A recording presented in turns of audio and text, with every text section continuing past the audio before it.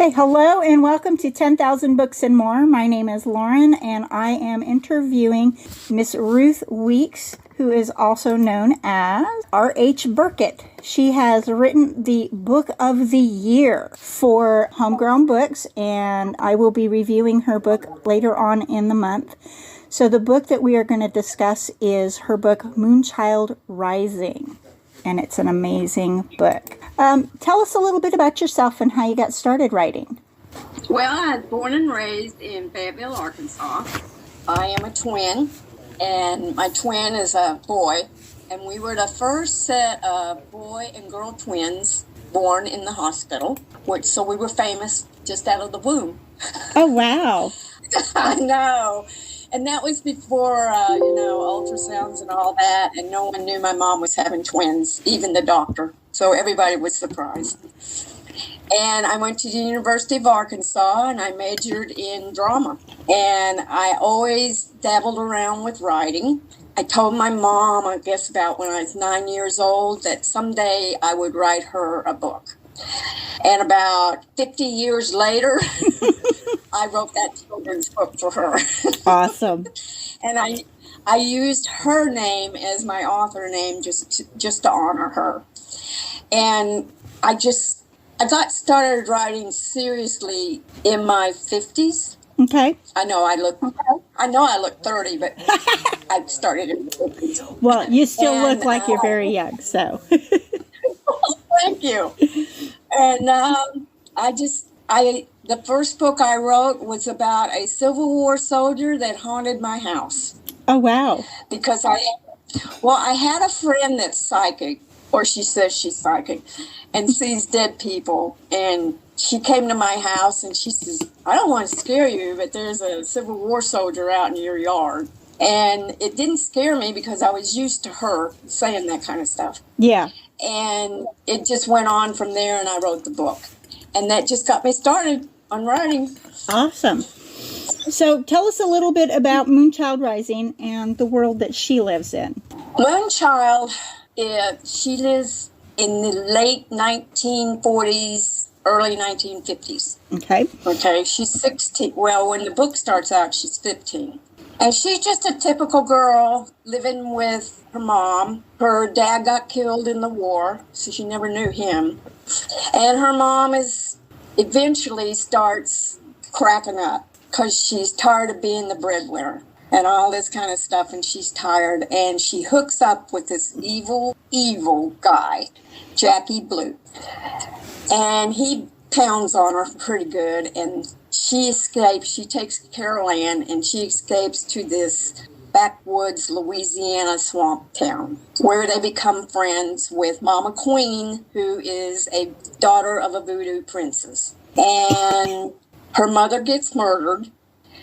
She goes to live with Mama Queen, and it's kind of coming into her own power because she has no idea that she's a moonchild. And a moonchild, I'm not going to go into all of it, but the moon bequeaths certain powers to her, like the sight. She has a sense of sight and telekinesis, and she can heal and all this kind of stuff. And the bad guy is possessed by a demon, and he's coming after her. So she has to learn to use these powers to defeat this guy, and she ends up in hell with him. And she has to figure, how in the world am I going to get out of hell and back to the real world? So right. It's kind of a demon fighter thing, but it's also, there's a lot of characters in there. Yeah. And it feels like at heart it's almost a coming of age as well. It is. It is so well written. I loved your villain, Jackie Blue. I wanted to just pound him myself. he was just such an awful person, but he was so believable as a villain. Yeah. He wasn't over the top, obnoxiously unbelievable. It was I've actually had people in my life that were sort of like him growing up. Yeah. Maybe not on the doing all the criminal elements, but just the attitude and the the lack of consequences for his actions kind of stuff, because part of it because of the gender, him being male. And I had a stepfather that was very similar. So he was very easy to hate, but he was so well written. I was just like, oh my gosh, this feels like a real person that you just don't want to be around. Well, you don't want to be around him. So I'm glad you said that, because I want him believable. Yeah, he felt very, very real. For me, he felt real because I've had some unfortunate experiences in my childhood. So, tell me about your main characters and what makes them tick. Because I love Carol Ann. I even loved your secondary characters. Mimosa's awesome. Mimosa. It is so funny. And people that don't write don't understand this. When you tell them the characters develop themselves and they take you on their journey. And it surprises me as much as anybody else. And a lot of times, since I majored in drama, I kind of equate that to the theater and everything. Right. So Carol Ann, she's the lead. And then you have Mama Queen, she's a supporting actress, and Mimosa and all those. A lot of times the supporting actresses and actors come up and take over the book. Yes, because Mimosa almost steals the scenes when she's in them. She's awesome. Oh, she's just cuter than a little bug. I just want to wrap my arms around her and be like, it's okay, girl, you got this. Yeah, I know. And she's fearless. And she loves Clayton James so much, the detective in the story. You just almost want to say it's okay. He's, and she knows. I'm thinking about writing a sequel where Mimosa comes into play. Okay? Oh, that would be wonderful. Because I want to read more about her. Yeah, I might do. I don't usually write sequels because to me, when I write the story, it's done. Yeah. There's no more to tell. But Mimosa was really special. Yeah. And Virgil. Yeah, I like Virgil too. Virgil was like, I wished he was my big brother, even if he was not even a biological. He was just... I know. He looks after his mother. He looks after... he's not perfect. He's got his flaws too, which makes him human. But he's just such a gentleman. And... Yes, he's really, a gentle giant. I love how you portrayed him because he reminds me a lot of my taller half, as I call my boyfriend, because he's 6'4". He's 6'4 1/4". But just that quiet, gentle strength, and where he's just nice as pie until you do the wrong thing to the person he loves, and then it's look out. Yeah, and he was just he was fun. Yes. So who was Carol Ann's my main... Yeah, she was. I love her too. I love her strength, and I love the way you do your descriptions of people. I have to say, because thank you. They don't stand in a mirror and go, "Oh, my blue eyes and my pretty blonde hair and blah blah blah." That is so. It's like boring. Yes, it's like why? And I'm finding that more books I'm reading that are newer, they pull that little stunt, and it's like that's like writing 101. You don't have your character look in a mirror and describe themselves. You describe them slowly throughout the story, or you have somebody else go, "Look at that crazy red-haired girl flying down there with her braids going," You don't have them stand in a mirror and go. Right. And if they are looking in a mirror, they're looking like, "Oh my God, my eyes are so bloodshot. I look like a wreck. I need to do something." So they're not describing their looks. They're like going, "Oh yeah, no, we need to do something about that." So it's like it's almost like the you can tell the amateur from the pro when they do that. And I love the way and I love that you have people of color. I love that because I don't live in a white world, and I have friends from all over the world, different races, different cultures, and I loved how respectful you were. There didn't feel a trace of racism in there. It felt like Mama didn't care that she's black and the child is white. She's like, this is a baby. Right. She needs a home. I don't care if she's 16. She's a baby. She needs a home, and I will be her new mother. And my children will be her siblings.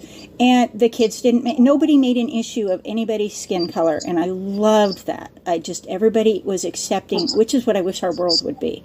And I was very impressed with that, because a lot of times, even in writing, you find that bias where somebody will be like, they don't like somebody's skin color, regardless of who, and I hate that.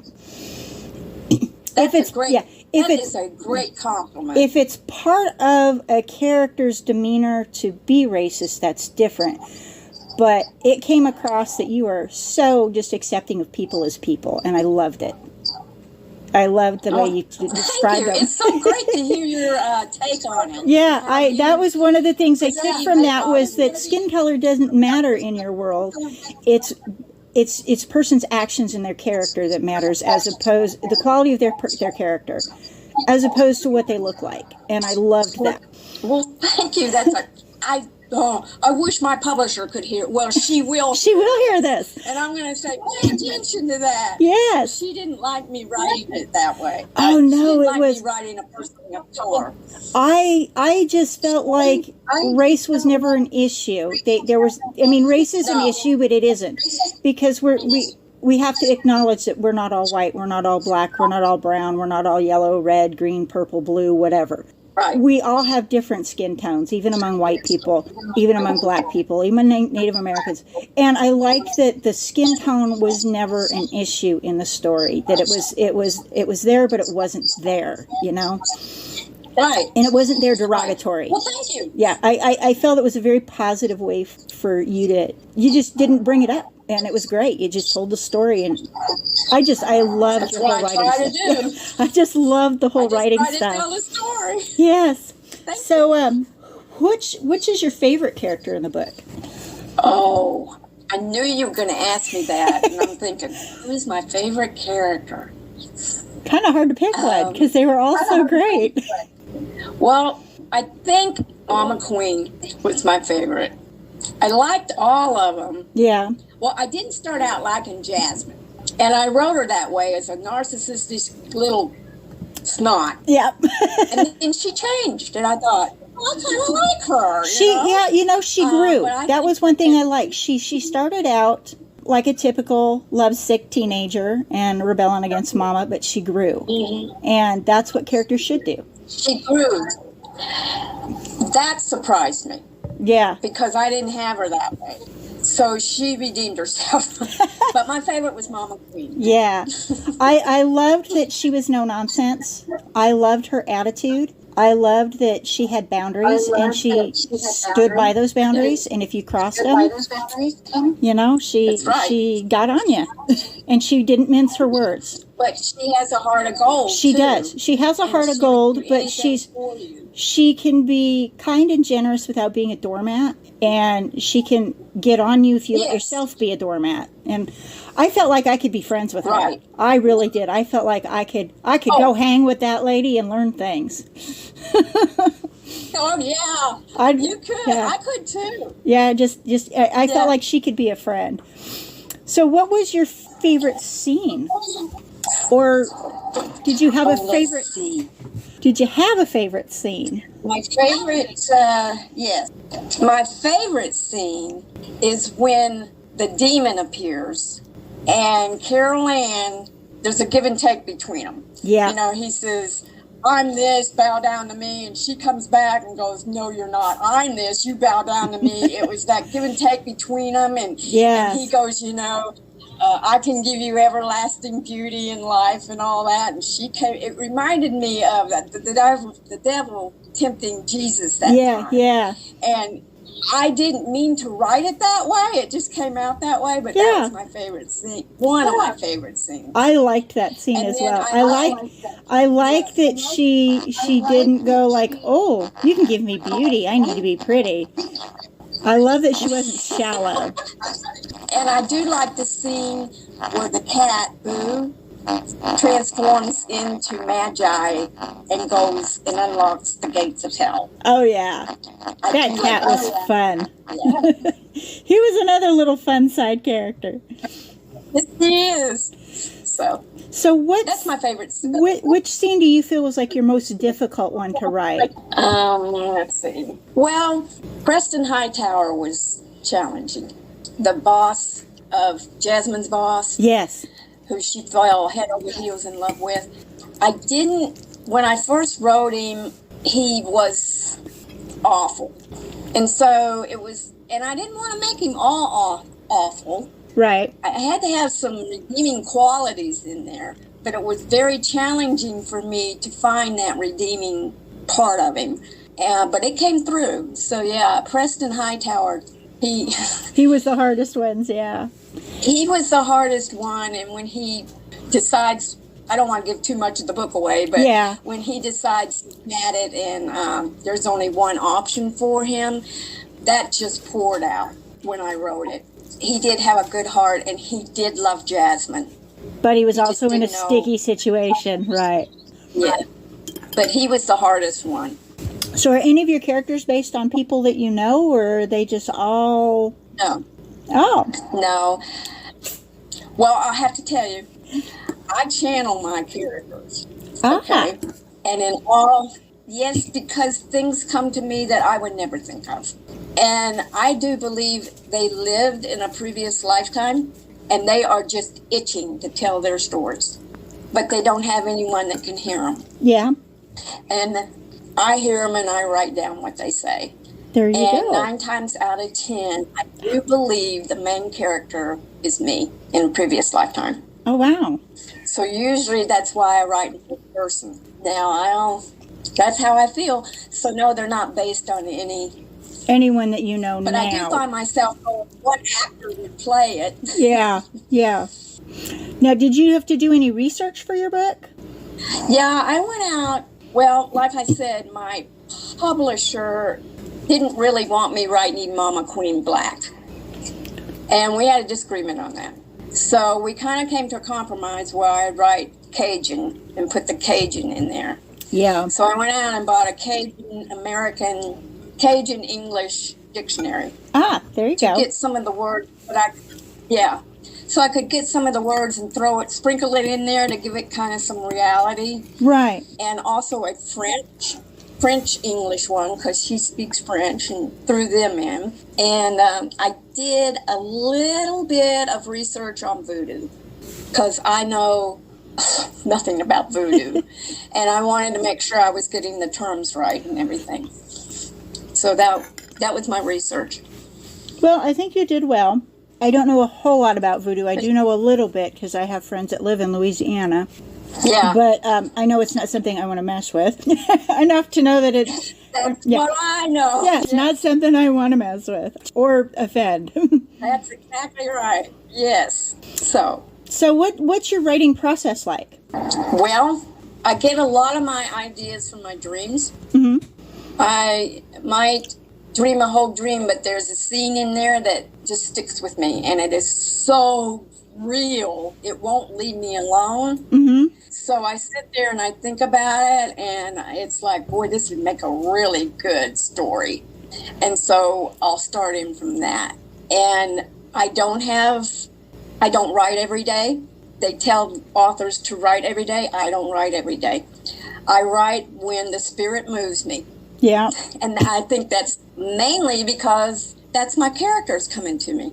Right. They're off doing something else in their dimension, and then they go, oh, I got to get with Ruth and tell her my story. There you go. Don't write every day. And I like writing at night. Okay. I've really liked writing at night when it's storming out. Oh, yeah. It's so cool. That atmosphere. Yeah. But the atmosphere. And that's about it. And they say when you first begin, don't worry about any punctuation or anything like that. Just write get it out. Yeah. Get your first draft out and just. And I find I did that, but the more I write, I find myself editing as I go. And I go, oh, I can write this better. So I go back and redo it and everything. So I need to kind of stop that. Yeah. So, yes. What does your family think about your writing? Are they supportive? My family's weird. Aren't they all? Yes, they all. They all support me. That's good. And they're not surprised that I write. And they're very proud of me. Oh, good. But only if you read my book. So, what's one of the most surprising things you've learned when creating your books? How the character can develop on their own and take you in a different direction. Oh, yeah. It blew my mind. They're very demanding. Yeah. Well, a lot of writers do that outlining. They call me my kind of pantser because I just write from the seat of my pants. Yep. I don't do an outline. So, do you have any other writers in the family, or are you the only one? My grandmother, who is deceased, was a writer. She wrote poems and she wrote short stories.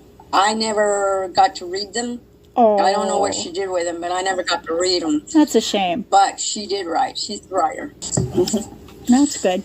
And I think my mother was kind of one. She got started on one, but she passed away before she could finish it, and I never knew what happened to it. So who's been your biggest supporter of your writing? Well, this is going to sound funny, too. My biggest supporters are my mom and my grandmother, who have crossed over. They're still with us. But I know. Yeah. Oh, yeah. I know, because sometimes I'll go, oh, God, how do I write this? And I can hear my mom's voice in the back.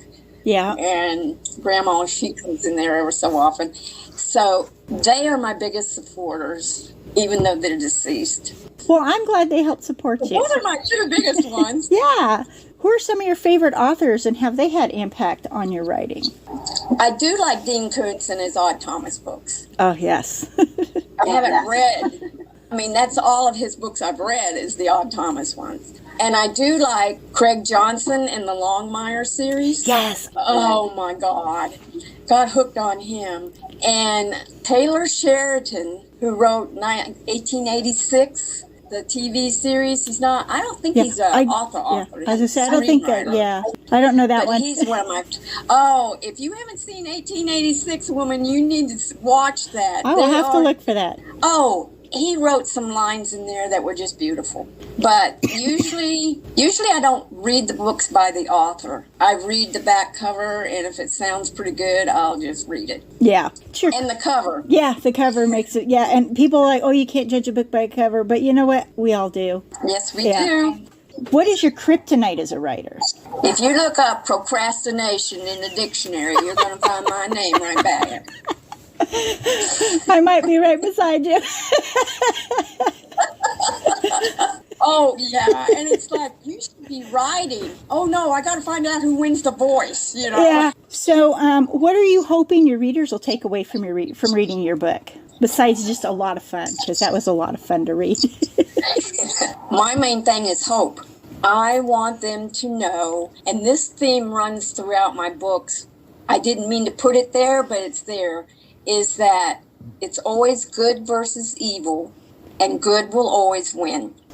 Evil may win some of the battles, but in the end, when it all counts and comes down to it, good will win. And I want people to get hope from that no matter what they're going through, or especially the chaos that's going in the world today, it looks like evil is winning. Evil will not win. Good will always win. And I want to leave them with hope. There you go. I like that. Well, thank you. Yeah, because I love that I love the strength of your characters. Not just the physical, but the emotional strength, the intellectual strength. They have moments of weakness, but in the end, they find that inner strength, and they're able to use that. And I loved that. Jasmine even had her strength where she stood strong. They all did, and I loved it. Even the cat. I love the cat. I modeled that cat. I had a black cat for 14 years, and I modeled Boo after that black cat. So he was the real character. Yes, he was. Yeah. So do you have any unique or quirky writing habit? One of the main quirks I have is I give inanimate objects life and their own point of view. In Moonchild, it was the mansion. Yes. It felt like it was, the house felt like another character. Right. and the all-seeing eye above the door, and all that. I think it adds a unique quality that most people don't think about. Mm-hmm. And I'm writing another book called The Rose and Her Thorn, and thorn is a sword. And I'm giving the sword its own point of view. Oh, wonderful. And its own life. I'm hoping that's my next one. So that's a little quirk, and a lot of times I don't write in complete sentences. Don't know why, but you don't talk in complete sentences sometimes. True. And you don't think in complete sentences. So a lot of times I don't write with complete sentences. So yeah, but, and that was one thing I liked about the way you wrote Moonchild Rising was she's not an overly educated child. So she's not going to, and it's the 50s and she's in the South and she's poor. So she's not going to talk the way you and I talk. She's going to have that dialect down there. And I like that that dialect came through, the improper grammar, the way we all talk.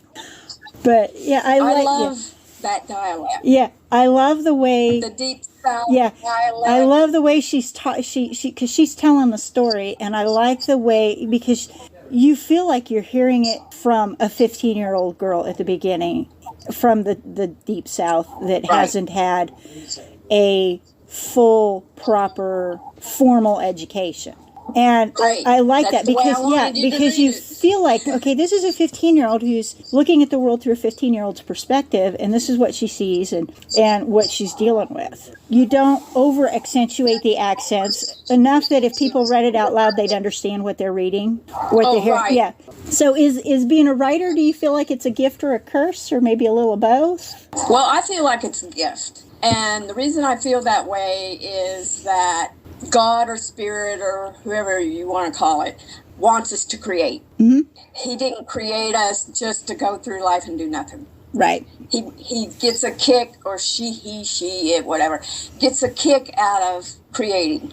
So I think he gave me that gift, and I'm going to honor it. So I think it's a gift. So when you develop your characters, do you let them develop as you go, or do they just, like you say, they just take over and become themselves? It's a little bit half and half. Like, I'll start out with an idea of how they should be and how I want them to be. And I may have to go back later on and take that out from where they took me. Yeah.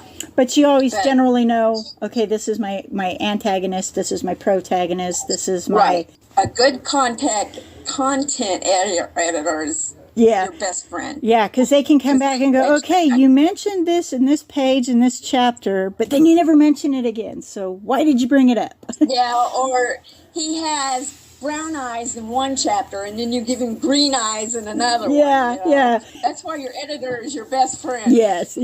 So how do you celebrate when you finish a book? Or do you? Jameson with ginger and lime. I got hooked on Jameson whiskey in Ireland. With ginger ale and lime. There you go. Oh my God, that stuff is just yummy nummy. So I finish it and I pour me more than one glass, let me tell you. Well, it's an accomplishment to hit the end. Yes. Because as a struggling writer myself, I get that. How many books have you written and published? I have written 7. Wow. I have written and published 7. And I have 3 more that pop in every once in a while. That you're still working on here and there? Working on, yeah. So are your books available as audiobooks? Only one. Okay. And it's called The Adventures of Dixie Dandelion. And it's a Western that has all my books, even if they're not the paranormal genre, will always have paranormal and supernatural coming in on it. So her Dixie's dad is dead, but he comes back and talks to her every once in a while. I like that. The publisher is the Wild Rose Press. Okay. And they did an audio of it. And then something went goofy. I don't know whether you can still order that through audio or not. Okay. But it was for a while. I would love to do more audiobooks. Yeah, In fact, I would like to do audiobooks there you go. where I read them. Yeah, and I've heard I've heard some. Now, sometimes the author, they're a great writer and they're a terrible auditor, but I get the feeling you would be great because you, having that theatrical background, you would know where to put your inflections as the writer, but then as also the dramatist, you can actually do that. You would be. Well, I kind of touched on it for a while, and I was told, you just read the book. They don't really like you to put in more inflection, the inflection or anything. Have they ever listened to Jim Butcher's books by Mr. Marsters? Because oh my God, he does voices and everything, and they're amazing. the Dresden Files. I think that would be far more exciting. It is, because he does voices, he does inflections. He will, like, if Dresden screams, he will scream. Like ah. Right. So and it puts you in the story more. So yeah, I think it does. Yeah. So Well, maybe you'll get to do it one of these times. Maybe in another lifetime. I don't know. Maybe in this one when I retire. Maybe. There you go. So, and you said you are working on some new things. So I'm going to ask you an odd question. What is the weirdest thing you've ever used as a bookmark? A sock.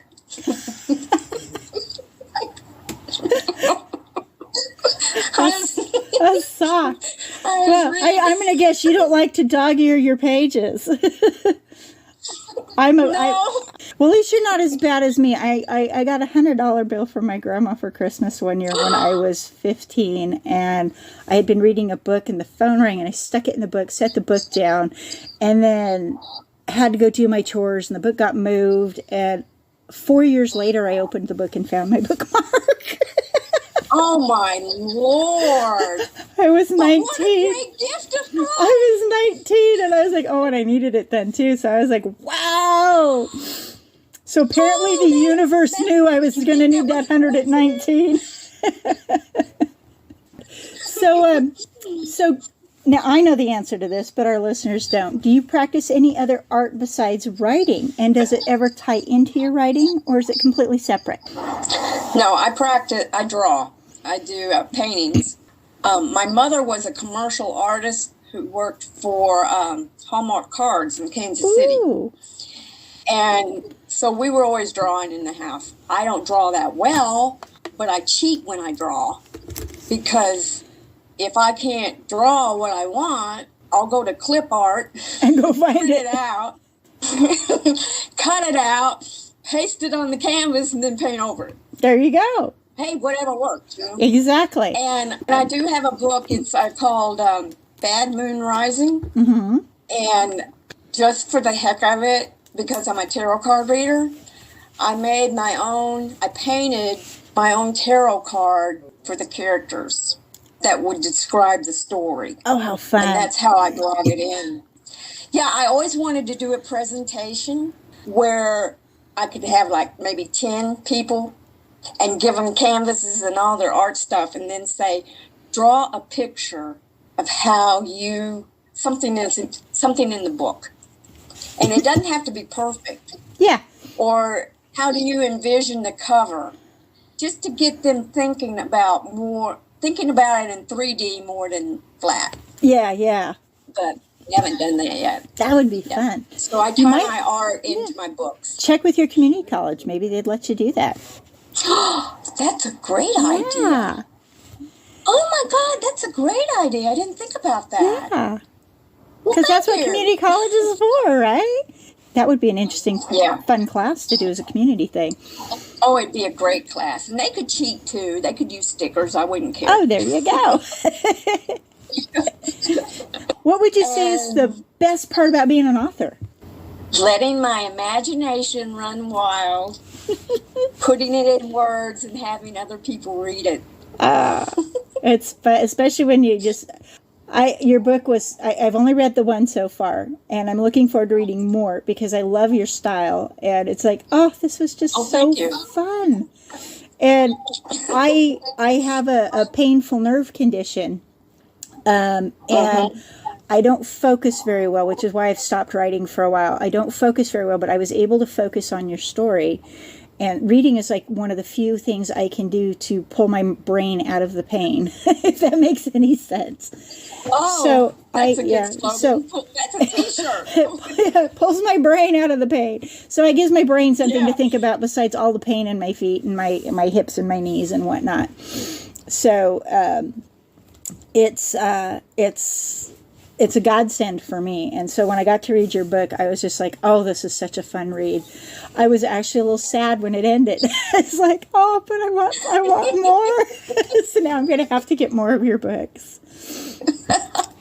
You'd like my Dixie Dandelion book a lot. It has a lot of humor in it. She gets into such messes, but yeah, and I love humor. Of course, I have a very sick, twisted humor. I grew up with. Me too. I grew up with 3 of my 4 brothers, and my dad, who was very into British comedies. So, and then I grew up kind of, because my brothers were all into action and horror, I have a very morbid sense of humor on top of it. I actually collect skulls. So yeah, it's like, yay, I get a little odd, but so I know the answer I know the answer to this as well, but I'm going to ask you, have you won any awards? Oh, woman, I've won a lot of awards. I mean, I don't want to brag. Oh, brag. You've earned them. You've earned them. The one that I know about is you are the book of the year for Homegrown Books. I cried over that because number one, I didn't know they did that. Yeah, I was... So I was completely caught off guard. I was tickled when Charlotte told me. I was like, yes, because I loved that book. I'm still, and I got my plaque that she does. Oh my God. And she hasn't announced it yet. She's going to, I think, wait till after Christmas. Right. And it's like, hurry up. I want to share And thankfully, by the time anybody else gets to hear our interview, it will be in January. So everybody will already know. Right. So, but yeah, I was like tickled when I was tickled when I learned that you were the winner. I was like, oh my gosh, I read that one. I loved that one. I can't always read the books I can't always read the book of the month for the Homegrown Books Book Club. I had a book at the time. It was called Daughter of the Howling Moon. My contract expired from that publisher, and I renewed it with the Wild Rose Press and renamed it Bad Moon Rising. But when it was first out, it's the same story. It's just different cover and new title, polished up a little bit. But at the time, it won the Book of the Year for 2015 at the Oklahoma Writers Federation Conference. Congratulations. And that was another one that was like, oh. Yeah, it's exciting when it feels, it's nice to be validated as a writer. To know that it's like, you know it's good. You know in your heart you know it's good, but then to have somebody that's completely unbiased, doesn't know you, doesn't know anything, goes, oh, this is a great book, we're voting for this. Yeah. So it's like... And I've won a lot of awards for, I belong to various writing conferences and stuff, and they always have contests, and I run a lot of awards through their contests. Oh, that's cool. But Book of the Year and this one they're the highlight. So that's 2 books of the year now. That's awesome. Yeah.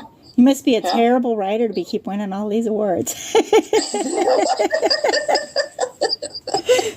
Sorry, my bad humor. I won't comment on that. I'll be nice and humble and go.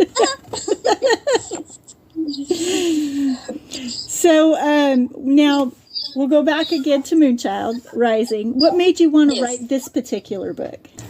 Well, like I said, the Daughter of the Howling Moon, the publisher at that time wanted a sequel. And so that's how it started out. And it wasn't working. And so I just quit. But Carol Ann the Moonchild kept coming back. And it's like, well, why don't you just write Moonchild Rising? And that's how it started. You know, it's really weird because usually I don't have any preconceived idea about a book. It just pops into my head and I just start writing it. Mm-hmm. But this one started out as a sequel, and then I made it into its own standalone. And it kind of has the same theme, but it doesn't have any of the same characters. Okay. So did your initial vision for this book change as you started to write, or? Yes. It was the key. You know, I have the key on that cover. Mm-hmm.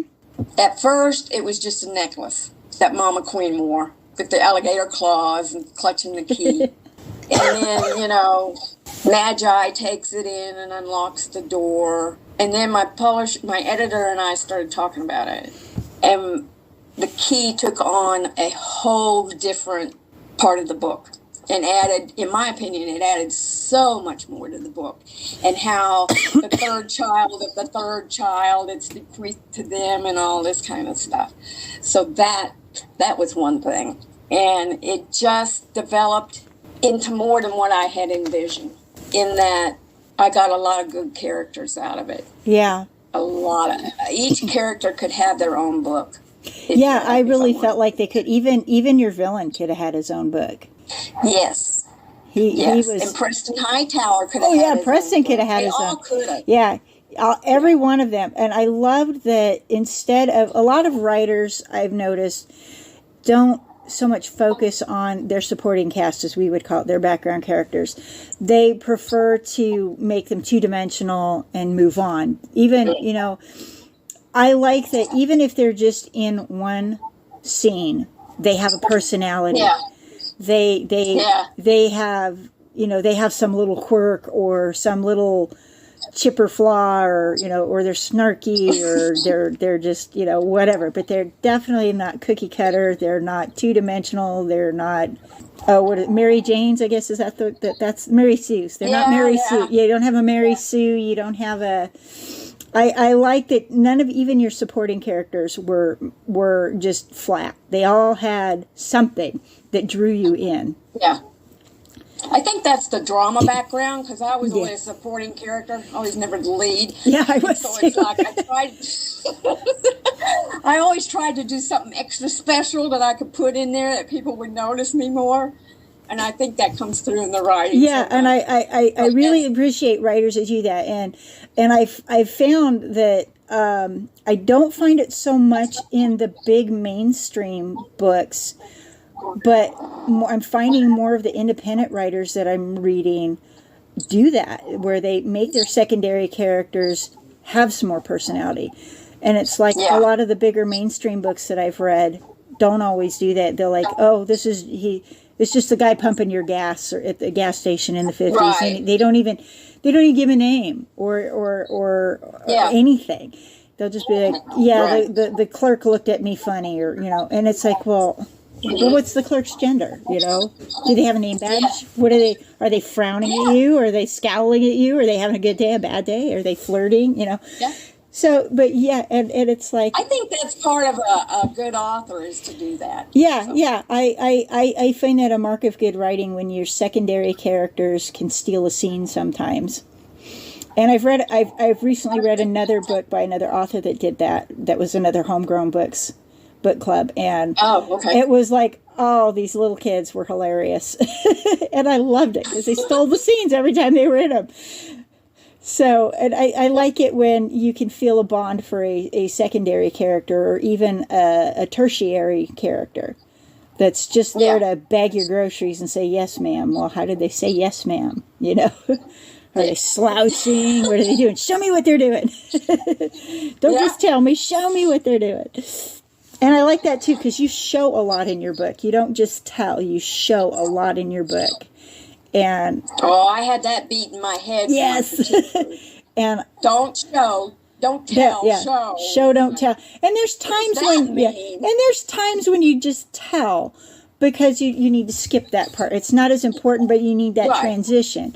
But I like that you show a lot in your book, because I could so envision each and every one of your characters, all the way down from Carol Ann and Jackie Blue. I could see her mother in my head doing her dancing and singing. I could see Mimosa. I could see the cat. I could see all of them, and it could almost. Which one was your favorite character? I gotta say, I'm gonna be quirky. I loved Mimosa. I loved her. Okay.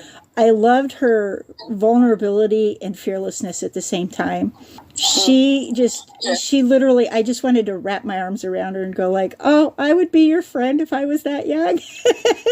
She reminded me, a little honesty. She reminded me a little of myself when I was younger. So though she's probably a little braver and probably a little more popular. I wasn't a very popular child because it's so weird.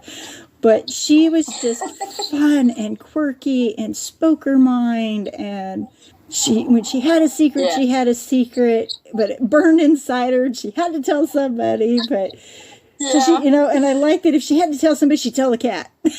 So she didn't break a promise. Right. And that's not cheating. No, and I love just the way her mind worked. And I never could quite figure out how old she was, but she's about 6. Yeah, I kept picturing her as a very young child, but very wise. Yeah. She was like an old soul in a young child's body. And that's what Mama Queen had. That's how she described her. Yeah. Yeah, she just felt like an old soul in a young body, but she had her own little childish quirk personalities, and she was just a lot of fun. Right. She was my favorite. Oh. I loved her sass. And, and I felt for Jasmine because Jasmine's predicament was similar to one of my sisters, and because I had a large step family. I have one biological brother, and everybody else was step. But I had 3 stepbrothers and 2 stepsisters as well. And so, there are just certain little parts of your characters I could see in some of my family or the people I grew up with. So I mean, that's really good because it touches you more. Yes, yeah. And I think that's probably what I liked so much about it was everybody felt so real. Everybody, none of them, even Mama, I mean, Mama wasn't perfect. Mama Queen had some little, quirks with her as well, her personality. And I liked when her accent would slip. I was like, did anybody else catch that? I hope they did. But yeah, I'd be like, that accent slipped. So there's more to Mama Queen than we know.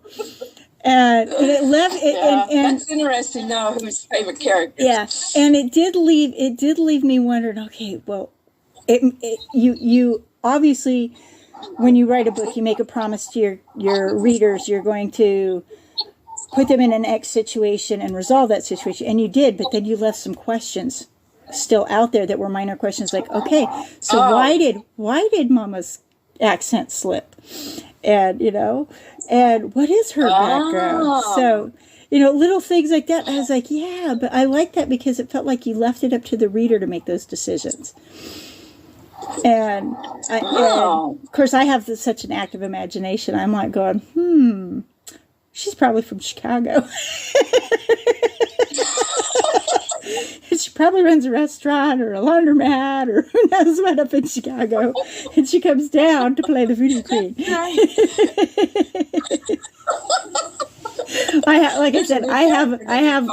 have a writer's imagination, so I can go all over with it. But I really, really enjoyed those characters. All right, so thank you. What do you feel the cultural value in your writing or storytelling is? Besides the obvious part of offering hope. I'm not really sure. Explain that more to me. I don't really understand. What I took out of it was I felt that the way your characters all interacted, and like I said earlier about the whole not having the whole making a big deal about people's skin color, I felt it was a value that way to teach us, it doesn't matter. So somebody has a better tan than me doesn't make them less human or more human than I am. We're all human. The way I had a friend of mine explain it is we're all divine beings having a human experience, and none of us is perfect. We're all having a different experience, and we need to have room for that experience. And I loved that there wasn't judgment about the cultures. There wasn't judgment about the skin. It was judgment on how a person behaved, which is how it should be. I felt that, because obviously Jackie was a bad guy.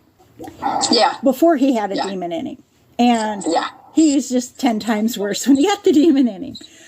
But I felt like he is pretty bad. So I felt that, his behavior made you pass judgment on him, not what he looked like or because he was awful cute. He was cute and charming. Yeah, he was yummy and charming, but he was a Ted Bundy.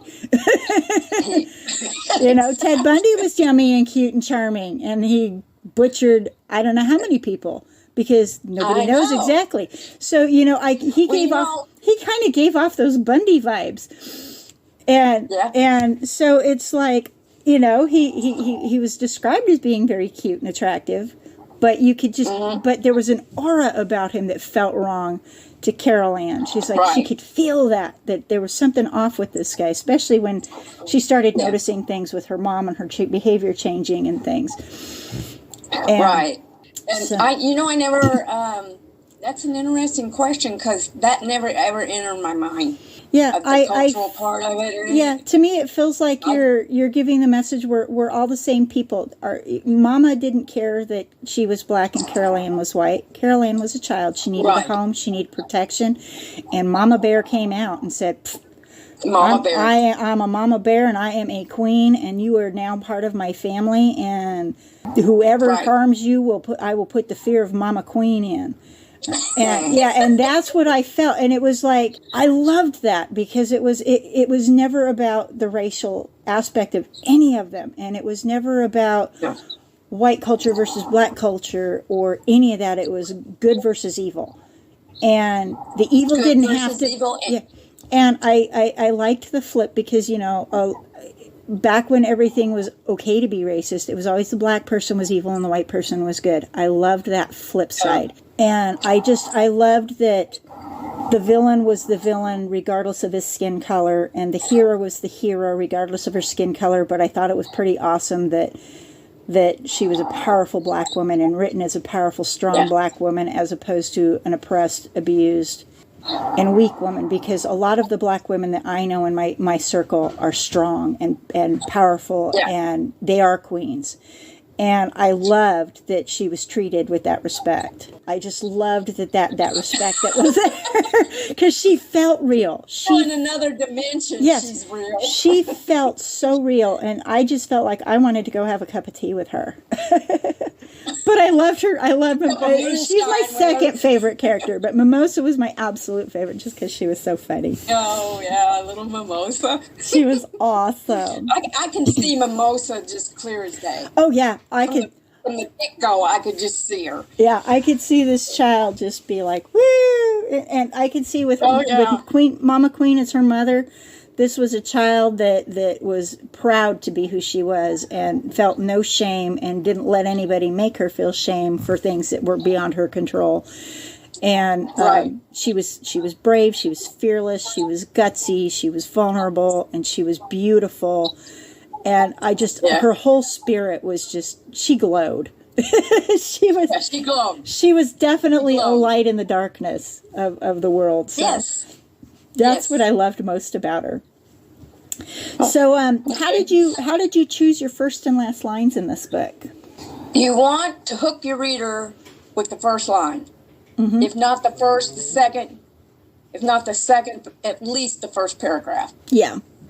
So I'm sitting there thinking, what kind of line could I put that would really shock the reader and make them want to read more?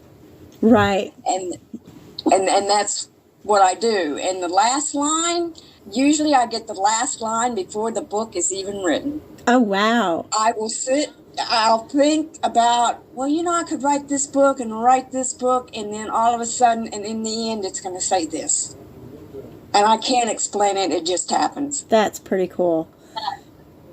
And I want it to kind of sum up the whole thing and go back, make a complete circle out of the whole thing. Right. So it's all nice and packaged. We like circles. We like things because that's kind of how life works. Yeah. Things come and go, but it all circles back, and we see that a lot in history. Yeah.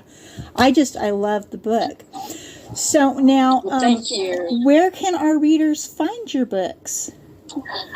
Well, it's on Amazon, and they can order from me. Okay. you get an autographed copy from me. Ooh.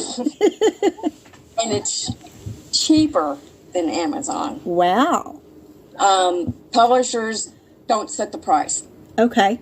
And writers don't. Amazon sets it.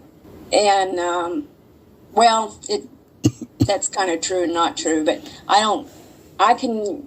on Moonchild, I can control the price because it went through a different program.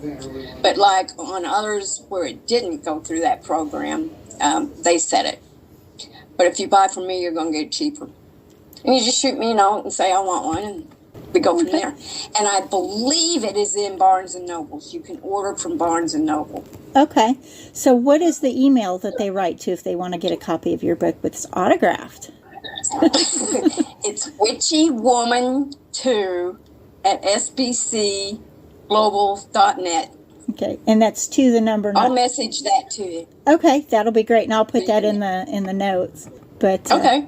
And again, this is Lauren with 10,000 Books and More, and our guest has been Miss Ruth Weeks. I thank you so much for your time, taking the time to chat with us and tell us all about you and your book. And I look forward to reading so many more books from you. Thank you so much. Okay, you're great. Thank you so much. Bye. Bye.